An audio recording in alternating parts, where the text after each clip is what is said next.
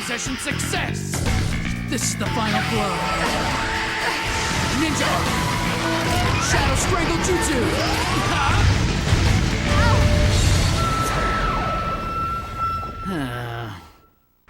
You know an ultimate is special when an explosion starts the whole thing off. I guess trapping someone with your shadow is better than just blowing them up into little pieces. And you know what? It is. Anyone can make something just explode, but here you get that nice explosion followed up by trapping someone with countless little shadow tendrils. The odd thing here is how it's called Shadow Strangle, when it is very clear it should be called Shadow Crush You in a Rock into a Tiny Little Cube Jutsu. But what can you do? If I can't do 100 push-ups in 5 seconds, Cossack dance time! Don't lose to yourself. Victory! Leaf style youth exercise!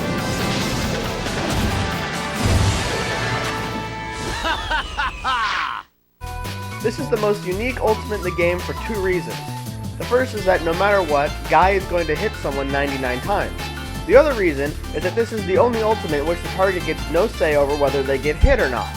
Back to that first reason though. No matter what, Guy is going to be making sure that thick skull of his ends up banging into his target 99 times in under 5 seconds. The second reason is that if the defense wins, the target doesn't escape. Guy simply fails to do the 100th push-up, and thus must then dance. Upon getting his 100th push-up, he decides to celebrate by spinning around enough to build up a nice flame on his leg, and then kicking his training partner. As they fall back down to the earth smoldering from the kick, he gives them a nice thumbs up for effort. Careful of the poison! Here I go! Ha! Ninja art! Inundated with flowers! Yeah!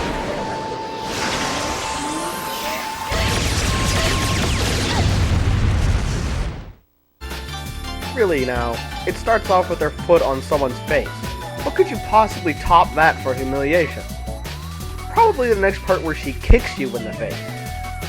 Though, while that by itself is pretty good, the real reason why Ino makes this list is due to her showing off her skills needed to run for governor of Alaska. She has everything you need. She has the posing down exactly. She has the talent of being able to throw poison flowers at her enemies to destroy them. She can pull things out of her ass, but most important one is, she has the wink down. So remember, vote Ino.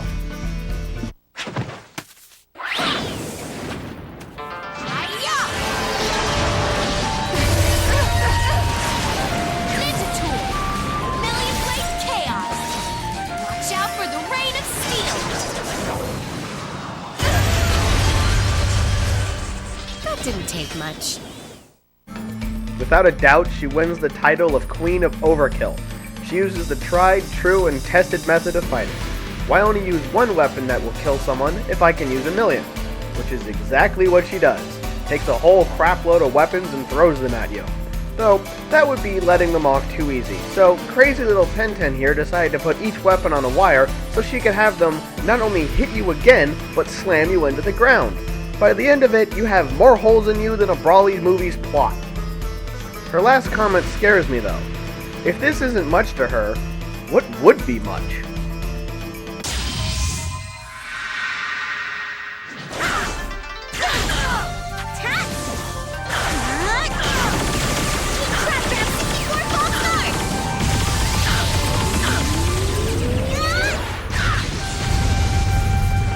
I could do it too!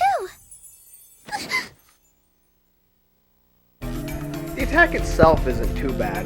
Not what I would call top 10 material though. No, the true reason she is here at number 6 is her reaction if you use it on Naruto. The second look she gives, followed by the slow blush appearing on her face, is just like the cutest thing. Ever. Then she jumps off and looks down at him, trying to see if he is okay. So, incredible, adorable cuteness is what this one's all about.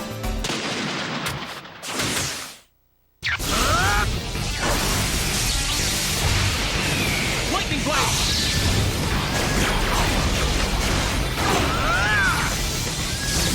Double lightning quick!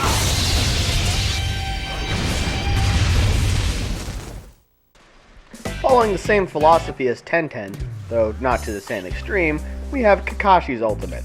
Sure, one lightning blade will kill you, but you can hold one in each hand, so might as well go for two! And while we're at it, let's just ignore the laws of physics. Who needs them anyway? All they do is get in the way of the awesomeness, like letting me dart in the air and leaving trails of lightning that I will later send someone down through in the middle of, and cutting the trails, thus confirming that my attack can cut lightning and its name is very well deserved.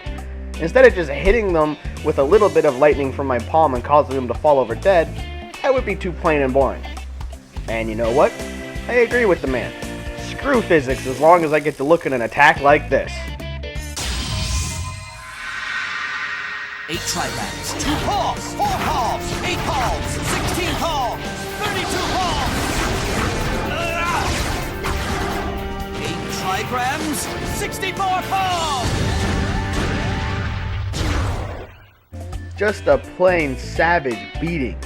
Well, maybe not savage, as he never hits his target in a way to give them any bruises, but look at it.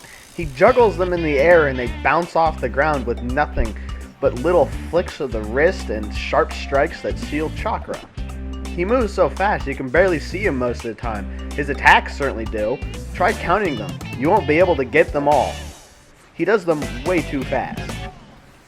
And what better way to put the coup de grace on this whole thing than hitting them with enough force to just let them fly off his palm and slide on the ground like a helpless little puppy. Tsukuyomi. Roam your nightmares for 72 hours.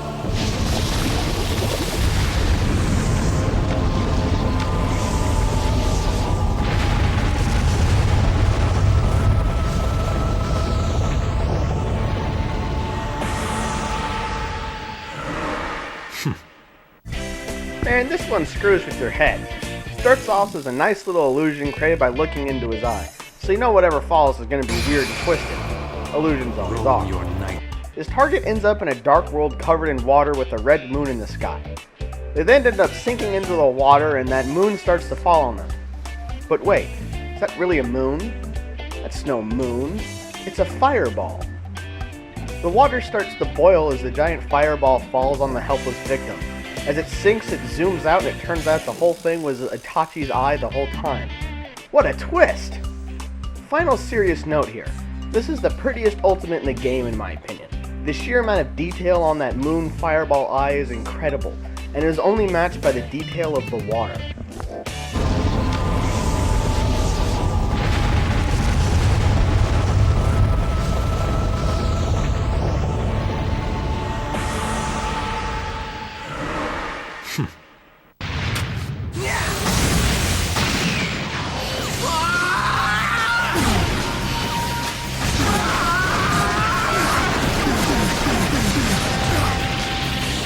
This is the end! Lotus! Lee is way too damn fast. Here, I'll play this thing at 10% of its normal speed and just try to keep up with him. I dare you. No, not really. I don't want you to hurt your eyes. I mean, the last hit is so fast you only have to watch it frame by frame to even see it. So basically, what you get here is the biggest and best physical beating in the game. A ruthless onslaught at speeds the human eye can't even pick up. The impact from the last hit is so strong, the fact it took gravity a few seconds to figure out that the target should be falling to the ground. The spirit of youth burns strongly in this one. Also, this ultimate is the best one that isn't exaggerated at all. This is pretty much exactly what happened in the show. So for all you out there who say every one of these is exaggerated, Lee wants a word with you.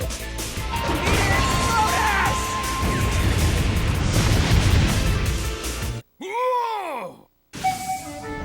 Fire style! Dragon flame bomb!